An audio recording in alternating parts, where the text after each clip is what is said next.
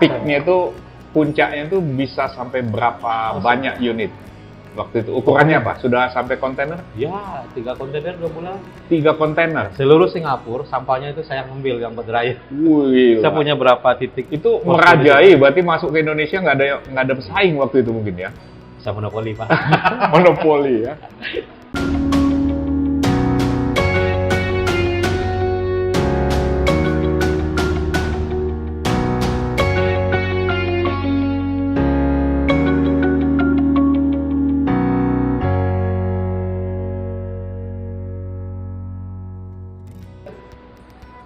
Kali ini kita lanjutkan percakapan kita dengan Uda Anton. Nah, Uda Anton ini salah satu dimensinya, ciri khasnya adalah dia suka tantangan. Dia bosen sama yang rutin. Dia pengen otaknya dipakai terus, berpikir gitu. Dia suka itu kalau begitu ya. Jadi kalau dia ngumpul sama orang, dia ngomong seperlunya, selebihnya dia diem tapi otaknya dudut. Nah, kita coba minta ngeluarin otaknya ya. Isi otaknya itu apa gitu ya. Nah, salah satunya adalah sesudah dia membangun jaringan social laundry, tadi 3 outlet tahun pertama, tambah lagi, dan seterusnya. Kalau ada yang tutup, dialihkan, dia buka pasar baru dan sebagainya, itu soal laundrynya. Tapi dalam perjalanan, si Uda ini langsung melihat peluang lain. Nah, ini entah karena dia orang Payakumbuh atau bagaimana, cepat sekali dia lihat. Dia membangun apa yang mungkin sebagian teman-teman laundry tahu, itu Agusta Dryer, gitu ya, Agusta Dryer. Soal konversi lah, ngimpor mesin lah, ngolah mesin bekas dari Singapura, jual supply, mendukung orang-orang laundry berhasil. Banyak tuh ceritanya. Gimana itu dah? Ceritanya soal sampai ngoprek mesin. Pertama gini Pak, waktu bikin laundry pertama, saya kan cuma punya mesin 2. Satu mesin cuci, satu mesin pengering, listrik, 2.200 watt. Listrik? Iya, itu yang kecil itu. Ternyata kan di pengering itu sering turun listriknya, karena kita nyewa tempat juga 2.200 watt. Sedangkan si pengering sendiri, dryer sendiri, wattnya udah 2.200. Mau beli yang gas, waktu itu udah ada yang Ghost Ori gas yang harga 14 jutaan lah waktu itu ya. Mana ada, duit sisanya tadi 8 juta. Ini buat beli mesin, buat bikin meja, buat segala macam. Saya beli bekas 1 jutaan, 2 jutaan lah. Nah ini terpikir, ini kan si mesin pengering ini bisa dikonversi ke gas. Sumber panas yang dibutuhkan. Di sini nih saya mulai ngoprek tadinya buat mesin saya sendiri. Oke. Mesin sendiri jadi untuk kebutuhan sendiri yang di laundry. Nah ketika itu udah jadi, saya dapat satu mesin bekas lagi dan harganya murah. Yang jualnya mungkin nggak tahu. Kerusakannya adalah elemennya nggak mau panas. Padahal elemen itu mau kita buang juga, mau dirubah konversi. Oke. Nah, berapa murah waktu itu beli? 200.000. 200.000. Jadi elemennya dibuang, dikonversi. Iya. Saya konversi karena saya udah bisa. Terus pakai sendiri atau jual? Nah, ini yang pertama nih kenapa saya buka bengkel. Beli 200.000. 200.000 saya bikinlah alat konverternya. Anggaplah modal konverter 1 juta lah misalkan ya. 1.200.000 lah. Mungkin totalnya modal 1 juta lah. Sama alat sama. Saya coba-coba aja, belum ada niat buat dagang, buat apa belum ada.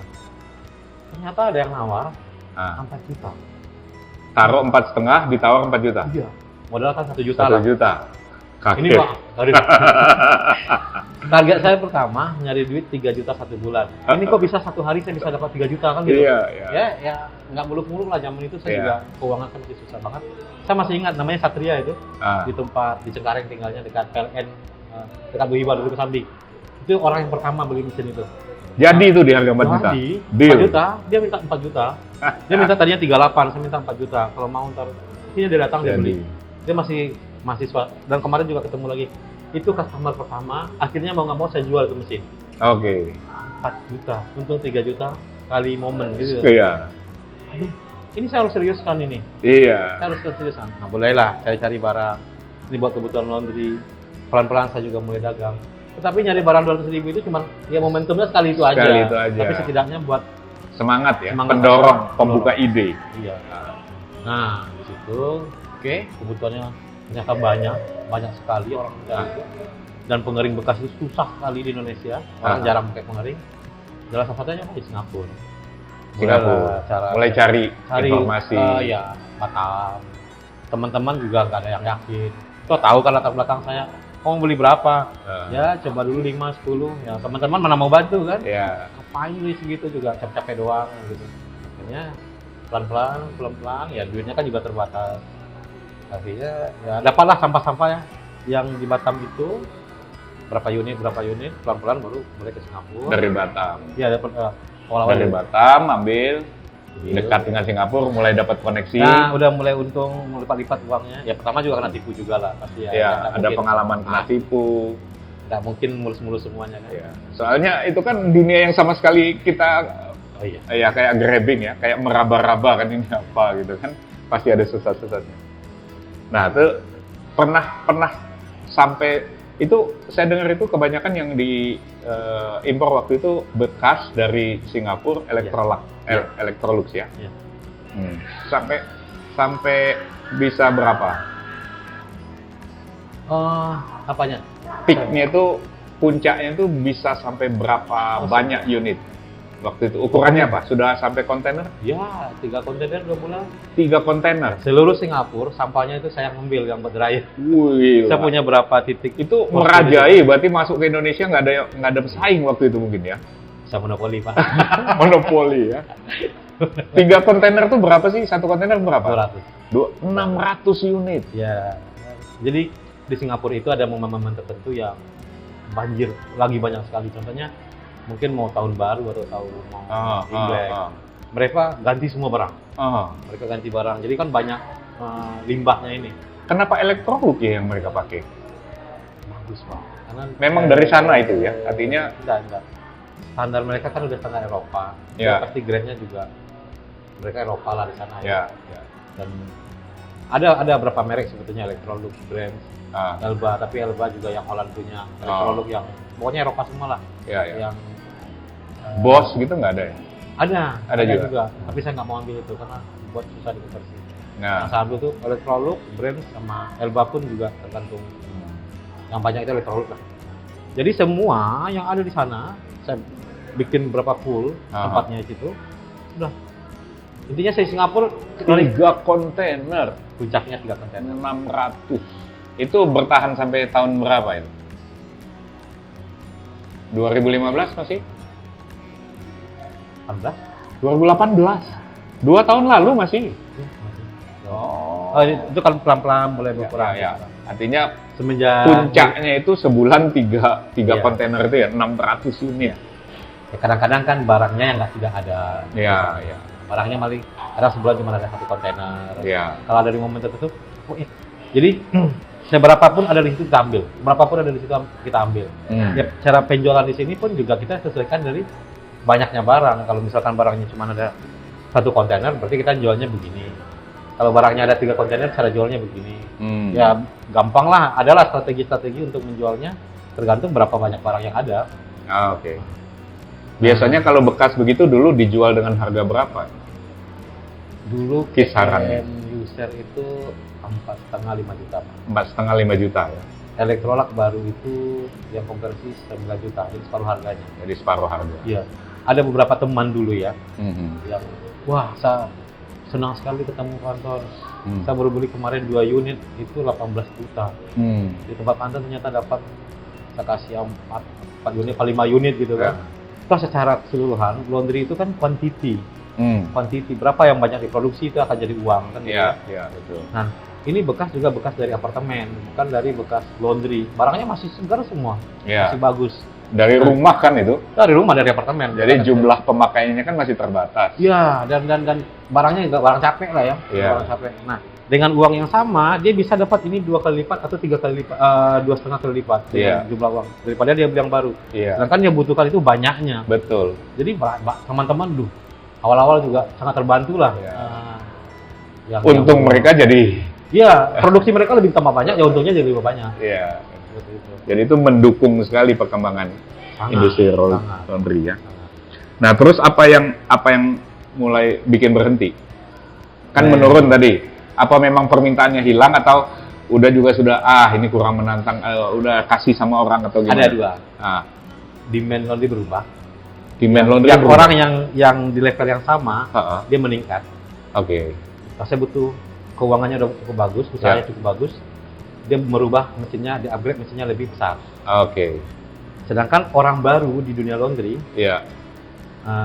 melihat ada mesin-mesin baru dari China Oke. dan harganya tidak terlalu jauh.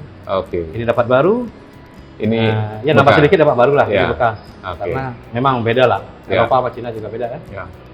Nah, kita mau ngambil segmen yang mana? Segmen yang customer lama, dia mulai upgrade. Mulai pergantian mesin ke yang Oke. kelas yang lebih tinggi. Orang-orang baru nyarinya mesin-mesin baru yang dari Cina. Tapi range harganya kan masih di 5-6 juta juga. Oh enggak, saya sampai turun di 3,5.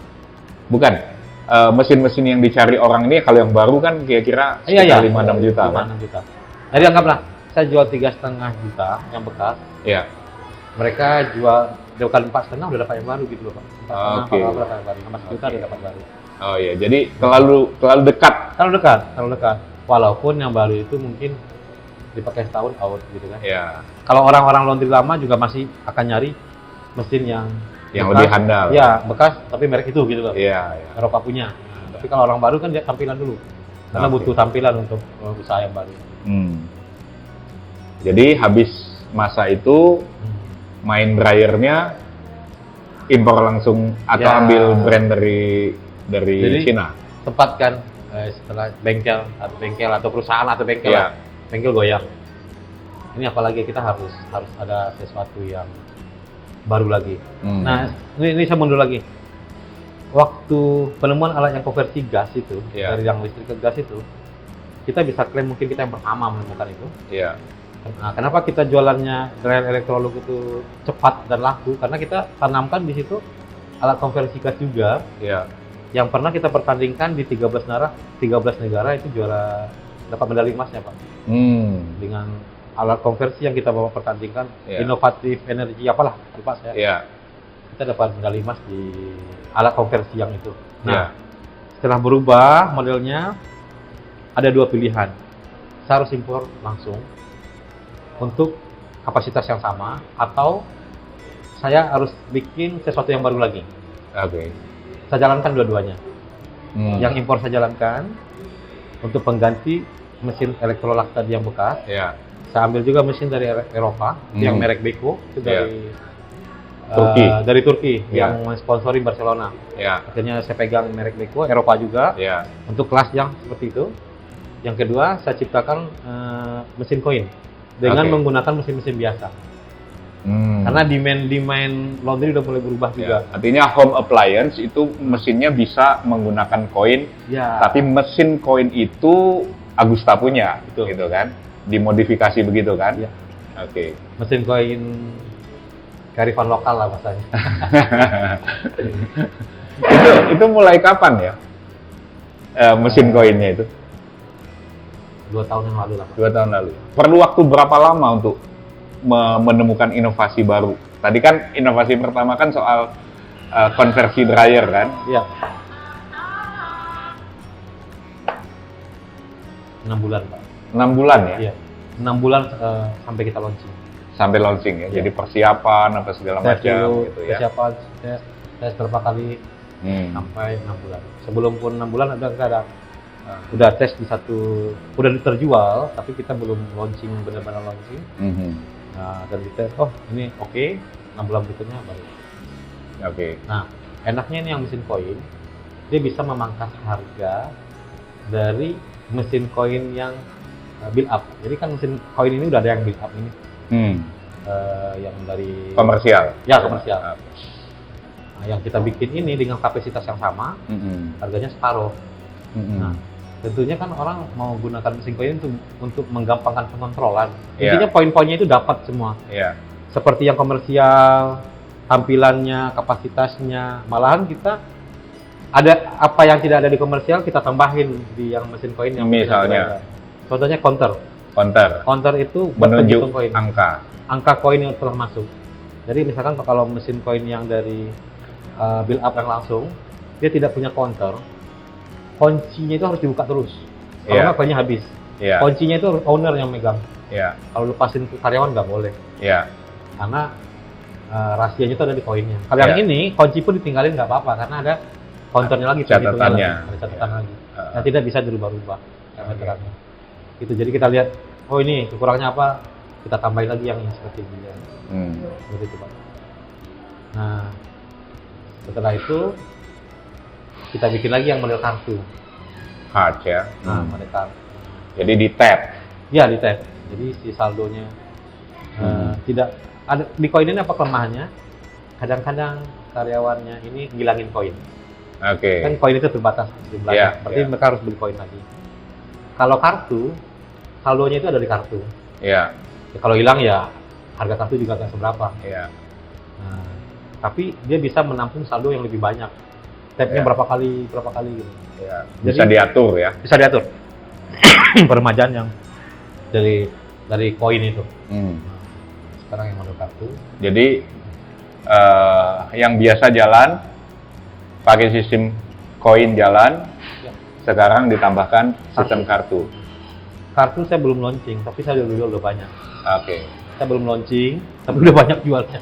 Belum saya gembar-gemborin, karena kalau saya artinya ini kan mesin kartu itu mesin yang independen kan, tidak terkait dengan mesinnya kan.